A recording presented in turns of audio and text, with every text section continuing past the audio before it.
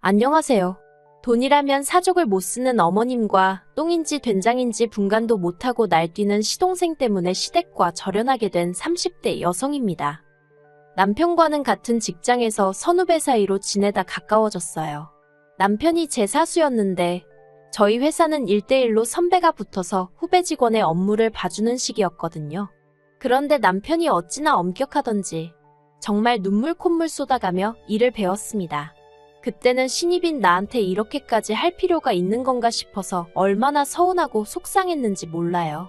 오죽하면 저렇게 성질이 더러운 사람이 어딨을까 싶어서 저런 남자랑 연애하는 여자는 정말 고생하겠다고 아주 똥 밟은 거라고 생각했다니까요. 그런데 그렇게 반년 동안 호되게 일을 가르쳤던 게 다 이유가 있었더라고요. 저와 남편은 당시 마케팅 부서에 소속되어 있었는데 마케팅 부서가 하는 일들 대부분이 사실 얼마나 타이밍을 잘 맞추는지가 중요하거든요. 그래서인지 실제로 부서 내 대부분의 직원들이 시간에 예민하고 마감 기한도 정말 중요하게 생각했지요. 그리고 저보다 3년 먼저 회사를 다녔던 남편은 이런 점들을 일찍이 깨우치지 못해서 제 발로 나가거나 회사에서 내쫓기는 신입 직원들을 심심치 않게 봤던 모양입니다. 그래서 자기 딴에는 아쉽기도 하고 측은한 마음도 들어서 도와준다는 생각으로 그렇게 독하게 굴었던 거라고요. 제 수습 기간이 끝난 이후로는 남편과 저는 직장 내에선 좋은 선후배 사이로 퇴근 후에는 좋은 오빠 동생 사이로 지내게 되었어요. 물론 이건 제 생각이고 사실 남편은 언젠가부터 계속해서 저와 만나보고 싶다며 몇 번이고 저에게 고백을 해왔답니다. 하지만 회사에서 사내 커플을 어떻게 생각할까 걱정도 되었고 젊은 남녀가 사귀다 헤어질 수도 있는 건데 그걸로 괜한 구설수에 오르내리진 않을지 걱정이 돼서 제가 계속 밀어내고 있었네요. 하지만 4년이란 시간이 흐르도록 한결같은 남편의 모습에 결국 제가 마음의 문을 열게 되었지요. 사귀는 동안 저희 두 사람 사이에는 정말 작은 말다툼조차 없었을 만큼 모든 것이 원만하게 흘러갔어요. 직장에서 매일같이 보다 보니 특별한 데이트를 자주 하고 그런 건 아니었지만 오래된 연인처럼 편안했달까요. 그리고 3년 후 저와 남편은 누가 먼저 결혼 이야기를 꺼냈던 건 아니지만 당연하다는 듯이 자연스러운 수순처럼 결혼 준비를 해나가기 시작했습니다. 본격적으로 결혼에 관한 이야기를 주고받으면서 서로의 가정 형편과 재정 상황을 오픈했어요. 일단 가정 형편부터 이야기를 하자면 저희 친정은 평범해요. 작지만 사업을 하시는 친정아버지와 전업주부이신 어머니 그리고 저와 언니까지 화목한 네 식구이지요. 돈을 쌓아놓고 살 만큼 부자는 아니었지만 그래도 경제적으로 궁핍해본 적은 없습니다. 배우고 싶은 거, 먹고 싶은 거 대부분을 해봤기에 스스로 유복한 환경에서 자랐다고 생각하고요. 반면에 남편의 집안은 경제적으로 넉넉한 상황은 아니었어요. 특히나 건설 현장에서 일하시던 아버님은 몇 년 전 사고로 한쪽 팔을 못 쓰게 되셨는데 그로 인해 남편에게 많은 책임감이 부여된 상황이었달까요. 그렇다 보니 남편과 제가 서로 경제 사정을 오픈했을 때 솔직히 좀 놀랐던 게 사실이에요. 저도 어느 다른 또래 여자들처럼 꾸미기도 좋아하고 그렇다 보니 아주 악착같이 돈을 모으지는 못했습니다. 그래도 그때가 제가 직장 생활한 지 7, 8년쯤 되던 시기였는데 1억 정도 들고 있었거든요. 그런데 남편은 저보다 기간도 길었는데 7천밖에 없다고 하더라고요. 7천이 물론 적은 돈은 절대 아니지만 아무튼 제가 조금 당황했었답니다. 이후로 저희는 양가의 도움 없이 결혼 준비를 시작했어요. 원래부터 그럴 생각은 아니었는데 남편이 애시당초 시댁에다가는 아예 손을 벌릴 생각이 없더라고요. 그래서 저도 친정에 별다른 이야기를 하지 않았고 자연스럽게 두 사람이 모은 돈으로만 준비하게 된 거였지요. 그런데 이 상황을 알게 되신 친정아버지가 형편되는 사람이 좀 더 낼 수도 있는 거라면서 먼저 선뜻 5천만 원을 보태주시대요. 그렇다 보니 제가 거의 2배를 해가는 상황이 된 거고요. 하지만 남편과 제가 모은 돈을 다 합쳐도 2억이 되지 않다 보니 서울에서 아파트를 사기엔 턱없이 부족했어요. 그래서 제가 먼저 대출 이야기를 꺼냈습니다. 그런데 남편이 예전에 시댁이 빚으로 고생했던 기억이 있어서 대출은 내키지 않는다고 하대요. 그래서 상의 끝에 대출을 받되 제 이름으로 받고 대신 아파트도 제 명의로 하게 되었습니다.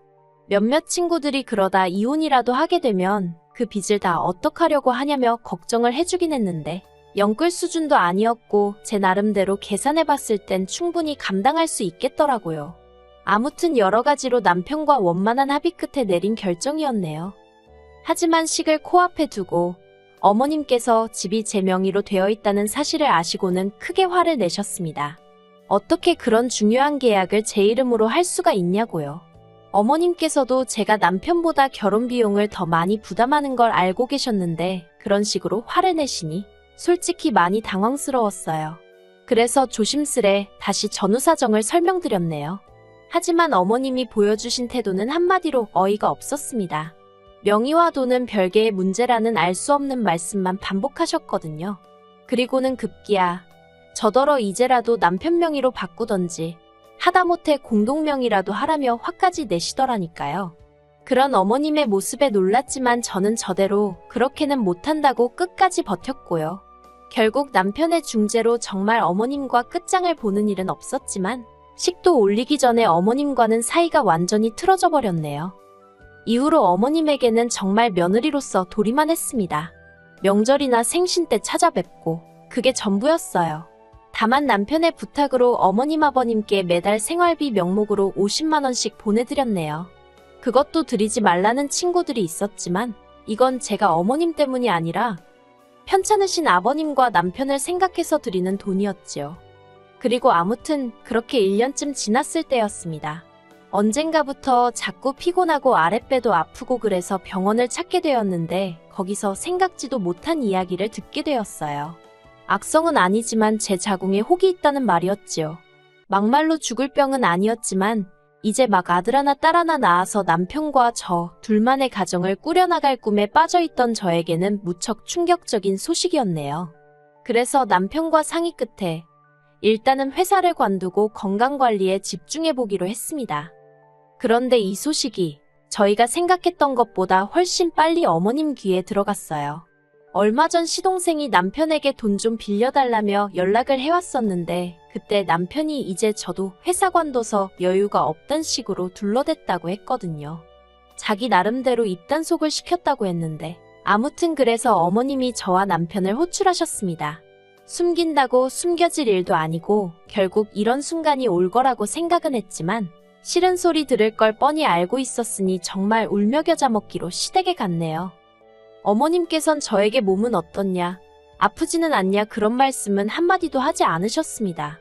대신 저더러 결혼할 때 돈 좀 더 해온 거 가지고 어지간히 생색을 내지 않았냐며 꼴 좋다 하셨지요. 대출도 네 명의로 받아서 네가 갚는다고 큰 소리를 치더니 이제 불쌍한 당신 아들만 지 명의도 아닌 집구석 대출 갚아주느라 허리가 휘겠다는 말과 함께요. 그러면서 저더러 처음부터 이럴 작정이었냐입니다. 잘난 남자 하나 물어가지고 집구석에 들어앉을 생각이었냐고요. 듣는 내내 정말이지 어디서부터 어떻게 반박을 해야 할지도 모르겠더라니까요. 그런데 그때 남편이 먼저 어머님더러 무슨 말씀을 그렇게 하시냐며 큰 소리를 냈습니다. 어머니더러 대출을 갚아달라고 한 것도 아닌데 왜 당사자인 자기도 가만히 있는데 어머니가 이렇게 유난이시냐고 쪽팔린다고 성질을 내더라고요. 하지만 어머님께선 그런 남편에게 너가 순에 빠져서 등신같이 당하고도 모르는 거라나 아무튼 막말을 퍼부으시고는 저더러 이제라도 가서 공동명의로 바꾸랍니다. 돈은 당신 아들이 벌어오는데 왜 네가 집을 꿰차고 있냐면서 저더러 양심도 없냐면서요. 거기다 낄 자리 안 낄 자리 분간도 못하는 시동생까지 어머님 편이라고 나서서는 저 같은 여자 만날까봐 저같이 어떤 여자가 자기한테 빨대 꽂을까봐 자기가 장가를 못 가겠대나 말 같지도 않은 소리를 하고 앉았더라니까요. 참고로 저희 시동생, 남편 동생이라서 제가 말을 아껴서 그렇지 대학도 중퇴하고 이후로 어머님한테 용돈 받아 쓰는 인간입니다. 무슨 공부라던가 취업 준비를 하는 것도 아니고 길거리 캐스팅으로 연예계에 데뷔하겠다며 맨날 부자 동네 남의 동네 가서 어슬렁거리는 게 일과인 한심한 인간이지요. 고등학교 때 같이 친하게 지내던 친구들 중 2명이 지금 잘 나가는 연예인이긴 해요. 그런데 시동생은 학창시절 자기보다 못했던 애들이라면서 매번 까내리기 바쁘고 아무튼 제가 보기엔 30살이나 돼서 왜 저러고 사나 싶고 한심하기 짝이 없었네요. 그런데 그런 시동생이 갑자기 나서서는 저 같은 여자를 보고 남편한테 기생하는 기생충이라고 하는 거라나요. 그리고 그때였습니다. 남편이 진짜 당장이라도 시동생을 한 대 때릴 기세로 말 조심하라고 한마디 하더라고요. 그러자 시동생이 남편더러 형도 정신 좀 차리라면서 지방으로 도망을 가대요. 그러니 이제 어머님은 저 때문에 형제간의 의가 상했다. 이래서 사람이 잘 들어와야 한다. 정말이지 아파서 회사 관뒀다가 별의별 소리를 다 듣고 별의별 꼴을 다 본다 싶었습니다. 집으로 돌아오는 길 내내 남편이 정말 미안하다면서 사과에 사과를 거듭하대요. 하지만 남편이 사과를 했다고 해서 제 마음에 남은 상처가 바로 사라지지는 않았어요. 정말 직장을 관둔 게 제 잘못 같고 남편이 말로는 미안하다고 해도 속으로 외벌이를 하게 된 상황을 어떻게 생각할지 걱정이 되기 시작했지요. 그래서 결국 며칠 후 친정어머니께 어머님으로부터 들었던 폭언들 중 일부만 털어놓았습니다. 솔직히 수위 조절을 정말 많이 하긴 했어요. 있는 그대로 다 말하면 집안 대 집안으로 싸움 날 것 같았거든요. 그리고 제 이야기를 들은 친정어머니께선 이래서 여자도 항상 비상금도 만들어둬야 되고 그런 거라며 아버지와 상의해 보시겠다 하시대요. 그리고 한 달쯤 지났을 무렵 친정어머니께서 저에게 서류 하나를 건네주셨습니다. 바로 어머니가 가지고 있던 상가의 등기부등본이었지요. 저는 이런 건 필요 없다고 건강만 회복하면 바로 다시 직장을 찾을 거라고 몇 번이고 손사래를 쳤어요. 하지만 친정어머니께서 하시는 말씀이 이런 거라도 하나 쥐고 있으면 시어머니가 뭐라고 한들 시쳇말로 너는 떠들어라 하고 넘겨버릴 수 있답니다. 그리고 사실 말이 나왔으니 말이지만 처녀적 모은 돈 결혼에 다 쓰고 그나마 직장까지 관두고 나니까 그렇게 마음이 허할 수가 없었어요. 텅 빈 통장만 보고 있으면 한숨이 절로 나오더라니까요. 아무튼 그렇게 상가를 증여받게 되었습니다. 외벌이를 하게 되었다는 부담에 시달렸을 남편에게도 이 기쁜 소식을 알렸지요. 그런데 남편이 보인 반응은 뜻밖이었습니다. 저희 친정부모님께 몹시 감사해야 하면서도 시댁에는 말하지 말라고 신신당부를 했거든요. 저는 솔직히 당장이라도 어머님한테 상가 이야기를 하고 내가 당신 아들 등골을 빼먹지 않는다는 걸 알려드리고 싶었는데 말이에요. 하지만 제가 돈 자랑하고 싶어서 혹은 어머님께 인정받고 싶어서 환장을 했던 것도 아니고 남편이 말하지 말라는데 굳이 뭐하러 하나 싶대요. 그래서 아무 말도 안 하고 지냈어요. 그런데 얼마 지나지 않아서 남편이 왜 시댁에 말하지 말라고 했던 건지 이유를 알게 되었습니다. 그날은 웬일로 어머님한테 전화가 걸려왔는데 평소에 짜증 섞인 빈정거리는 톤이 아니라 말 그대로 앓는 소리를 내셨어요. 그리고는 하셨던 말씀이 간단하게 정리하자면 시동생이 어떤 여자를 임신시킨 탓에 급하게 식을 올려야 하는데 시동생 장가 보낼 돈이 없답니다. 그러면서 저더러 아파트를 담보로 대출을 좀 받아보라나요? 어이가 없었지요. 그리고 동시에 왜 남편이 어머님한테 상가 이야기를 하지 말라고 했는지 바로 납득이 되대요. 그래서 일단은 대출은 못 받는다고 했어요.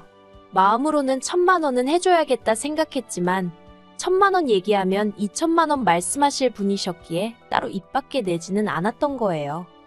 하지만 며칠 뒤 시동생이 결혼할 여자를 소개시키겠다며 저희 부부더러 시댁으로 오라고 했던 날이었어요. 솔직히 시동생에 대한 감정은 좋지 않았지만 결혼 자체는 집안의 경사스러운 행사이니 그런 티를 내지는 않았네요. 그리고 그렇게 약속 당일 시댁에 도착했습니다. 어느 정도 어색함이 가시자 시동생은 뭐가 그리 좋은지 술을 연거푸 마셔대기 시작했어요. 그리고 취기가 올라서 그런 건지 뜬금없이 저희 남편더러 나는 형이 불쌍하다 그러는 거예요. 자기 여자친구를 가리키면서 형도 어린 여자를 만났으면 외벌이 같은 건 안 했을 거 아니냐면서요. 뿐만 아니라 또 뭐라더라. 아무튼 자기 여자친구 앞에서 저를 어지간히 깎아내리더라고요. 나중엔 어머님까지 가세해서는 시동생 여자친구더러 저를 닮지 않게 조심하라고 그러시는데 지금 생각해보면 거기서 시쳇말로 뚜껑이 완전히 열린 것 같아요. 남편은 남편대로 한심하다는 듯 어머님과 시동생을 보더니 이 사람 얼마 전에 월세 나오는 상가 증여받았다. 거기서만 한 달에 6, 700은 나온다며 제 이야기를 하대요. 그리고는 시동생더러 하는 말이 너 장가갈 때 형수가 1,000만 원은 해주려던 모양이다. 그런데 그거 내가 못 해주게 할 거다 그러더군요. 게다가 그뿐만이 아니었어요. 남편은 어머님께도 아들 외벌이하는 건 그렇게 안쓰러워하시면서 달달이 50만 원씩은 꼭 받아가시지 않냐고 쏘아붙였거든요. 그리고는 어머님더러 어머님 말씀대로 외벌이로 살려니 힘들다며 이달부터 용돈 못 드린다 하더라니까요. 그리고 마지막으로 남편이 시동생 여자친구한테도 한마디 하대요. 재수씨는 얼마나 들고 시집 오냐면서 아무튼 직장도 잘 다니고 살림도 잘하고 시어머니랑도 살갑게 지내는 좋은 며느리가 되기를 바란다나요. 자기는 자기 와이프 그러니까 저한테 미안하고 안쓰러워서 그런 짓까진 못 시키겠다면서요. 그러자 아깐 시동생 옆에 딱 붙어서 킥킥거리던 표정은 온데간데 없이 아주 똥 씹은 얼굴을 하고 있더군요. 그리고 그렇게 시댁을 나왔습니다. 솔직히 말하면 시댁을 떠나고 나서야 이 말도 할 걸, 저 말도 할 거라고 후회가 되긴 하대요. 안에서는 당황스럽기도 했고 그래서 말이 잘 안 나왔었거든요. 그래도 다행히 남편이 저보다 더 크게 화내주고 소리쳐줘서 그간 가슴에 맺힌 게 많이 풀리긴 했지요. 그리고 이후로 지금까지 1년이란 시간이 흘렀는데 최근까지도 시댁과는 연락하지 않고 있어요. 그러다 제 임신 소식을 들은 어머님이 얼마 전 남편을 통해 다시 왕래를 하고 지내자는 의사를 전달해 오셨습니다. 하지만 저는 절대로 안 된다였고 지금도 그 생각엔 변함이 없어요. 왜냐하면 어머님께서는 시동생에, 그러니까 시조카를 길러주고 계셨거든요. 시동생 여자친구는 딸만 낳아놓고 도망치듯 집을 나갔어요. 아무튼 그런 와중에 어머님하고 다시 왕래를 했다간 어쩌면 그 시동생 애를 저더러 키우라고 할지도 모르잖아요. 아니면 용돈도 안 드리고 있었으니까 다시 용돈에 이젠 시조카 키우는데 들어갈 돈까지 기대하실지도요. 그리고 다행히 남편도 이런 제 우려와 걱정을 이해해 주었습니다. 그래서 앞으로도 명절이나 어머님 아버님 생신 같은 날 남편만 잠깐 들려 얼굴을 비추고 오는 정도로 그만큼의 거리를 두고 살기로 했네요. 시간이 흐르다 보면 억지로 애쓰지 않아도 어머님과 다시 마주할 날이 있을지도 모르겠지만 적어도 그 시작이 저는 아닐 겁니다.